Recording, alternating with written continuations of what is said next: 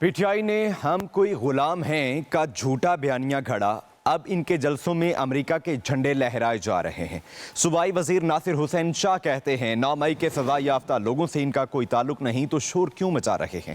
بولے خیبر پختونخوا حکومت پارا چنار کے مسئلے پر کام نہیں کر رہی، کراچی میں دھرنوں کی وجہ سے عوام پریشان ہیں، حکومت شہر کا ماحول خراب کرنے کی اجازت نہیں دے گی۔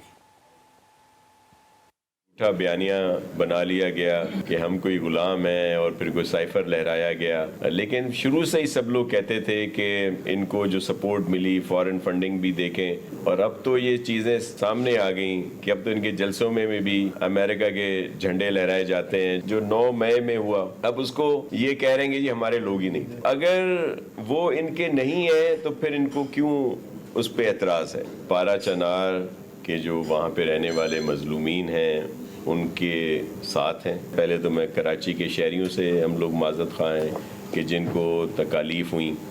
پی ٹی آئی نے ہم کوئی غلام ہیں کا جھوٹا بیانیہ گھڑا، اب ان کے جلسوں میں امریکہ کے جھنڈے لہرائے جا رہے ہیں۔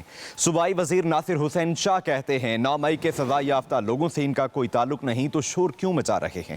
بولے خیبر پختونخوا حکومت پارا چنار کے مسئلے پر کام نہیں کر رہی، کراچی میں دھرنوں کی وجہ سے عوام پریشان ہیں، حکومت شہر کا ماحول خراب کرنے کی اجازت نہیں دے گی۔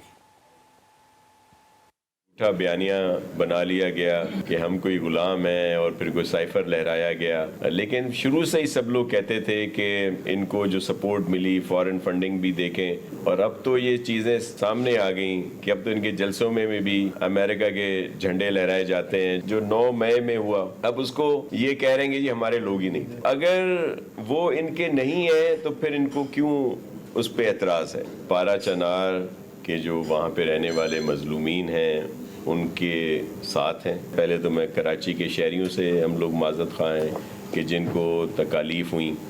پی ٹی آئی نے ہم کوئی غلام ہیں کا جھوٹا بیانیہ گھڑا، اب ان کے جلسوں میں امریکہ کے جھنڈے لہرائے جا رہے ہیں۔ صوبائی وزیر ناصر حسین شاہ کہتے ہیں 9 مئی کے سزا یافتہ لوگوں سے ان کا کوئی تعلق نہیں تو شور کیوں مچا رہے ہیں۔